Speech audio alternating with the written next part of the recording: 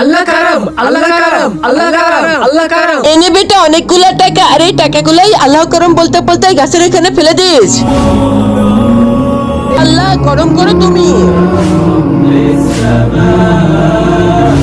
কি হলো বাচ্চা, তুমি জাদুর গাছে কেন টাকা দিলে না? এতে কি হয় ভাই বলো? এতে জাদুর গাছ খুশি হয়ে থাকে। আরে ভাই এসব গাছ টাছ দিয়ে কিচ্ছু হয় না, এটা পুরো ফালতু। ইয়া আল্লাহ, আমার ভাই যে কাজটি করছে তুমি মাফ করে দাও। আরে ভাই তুই যদি জাদুর গাছে টাকা দিতি তাহলে পরে তোর আল্লাহ তাআলা কবুল করে নিত তোর দোয়া। আর আগে যদি শয়তানকে ঘৃণা করো আর মাকে ভালোবাসে তাহলে ভিডিওটাতে লাইক করে দাও আর চ্যানেলটা সাবস্ক্রাইব করে দাও আর কমেন্টে আই লাভ ইউ মা লিখে যাও। আর যদি না করো তাহলে পরে মনে করবো তুমি শয়তানকে ভালোবাসো।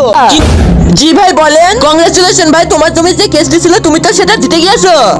আরে ভাই দেখ দেখ, আমাদের জমি যে কেসটি চলতেছিল সেটা আমরা তো জিতে গেছি। কিন্তু ভাই তোর দোয়া কিভাবে কবুল হয়ে গেল? আরে ভাই ওই টাকা দিয়ে তো আমি কি করছি জানো?